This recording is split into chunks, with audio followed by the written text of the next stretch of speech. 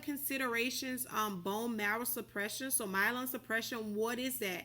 And that occurs when because of chemotherapy, because the chemotherapy kills the agents, it slows down the rapid dividing cells. Although this treatment targets cancer cells, it affects your healthy bone marrow cells. So one thing about chemotherapy and radiation and all these things with that treat cancer is that the medication doesn't just go to the cancerous cells, it goes to your healthy cells as well. And this is just like, oh, it's just such a double-edged sword because it's killing the good cells as well. Patients will have a lot of diarrhea. So how can we treat diarrhea? Right, so we can have them increase diaper, we can give them fiber supplements to take. You want to tell them about different meals that don't cause diarrhea, right? Nausea and vomiting, that you want to have your patient stay away from foods that have strong smells, eat small meals throughout the day, small frequent meals throughout the day. And then nausea medicines such as Zofran, Finnegan, different things. Also, they can have these sores in their mouth. So you want to teach your patient to use a soft toothbrush to make sure that they're doing very, very, very good oral hygiene. You want to making sure that after they eat that they're cleaning them out, because this patient can develop this inflammation of the mucosa membranes in their mouth, right? And it could be very painful for that patient. So mouth care, mouth care, mouth care.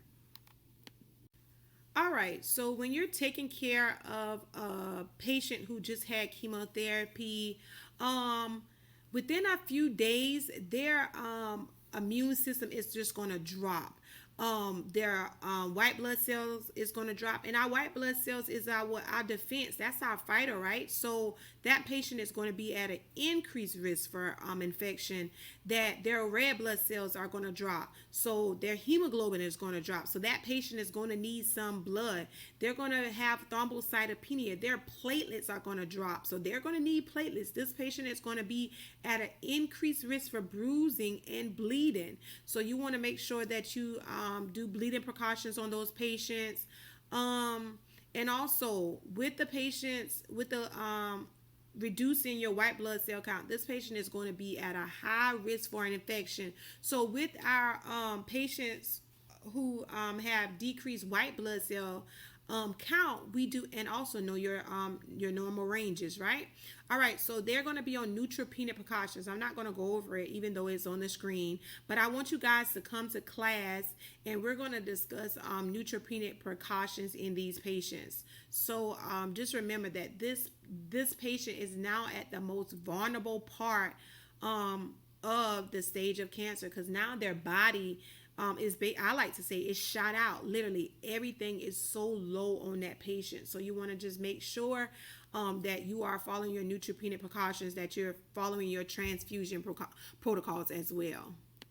All right, so intravenous, basically it's when unintended leakage of the vesicant into the surrounding tissue. So basically the chemo now has gotten into the tissue, is out of the vein into the tissues. So this will include pain, swelling, redness, and you're not going to be able to get an IV access in that area. So what do? You want to stop the infusion. You want to notify the doctor.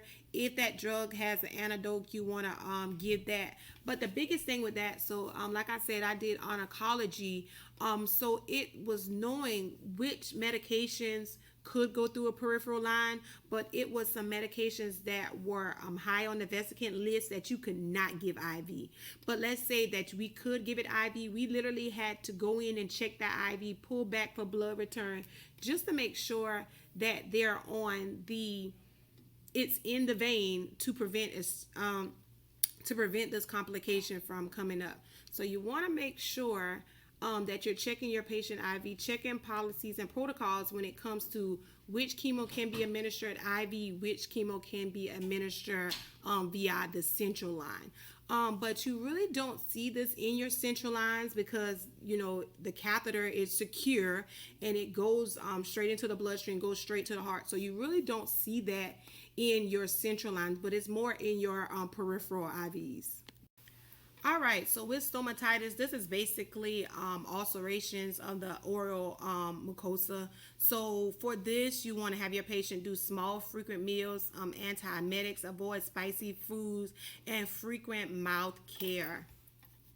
All right, we are almost done. So with altered nutritional status, so you want to make sure that you're looking at your patient albumin level.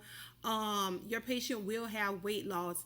And a lot of times your patient is not going to have the appetite to eat because number one, if they have stomatitis going on, if they have the inflammation of the mucosal membrane going on, why are they going to want to eat? Because it's so painful. So number one, we need to make sure that we address all those concerns first. If they're nauseated, they're not going to want to eat as well. So you see how they can have so many things stacked up against them just to eat. So with these patients, we want to make sure that they are eating meals that they really like. Even with the chemo, it changes your taste. So foods that they used to like, they may not even like anymore because it doesn't taste the same. So you definitely want to try to encourage your patients to eat small frequent meals, but also getting your patients to do like protein shakes or ensures or boosts or something so they can get some type of nutrition in. Some patients may actually have to be on TPN just so they can get nutrition because they can't take anything down. So definitely want to keep that in mind when taking care of these patients. So you want to look at their input and output of especially on their tray, what percentage of their food did they eat. Even some things with smell, they may not even like the smell of something because their smell is sensitive now. So they may not even want to eat just because of how the food smells.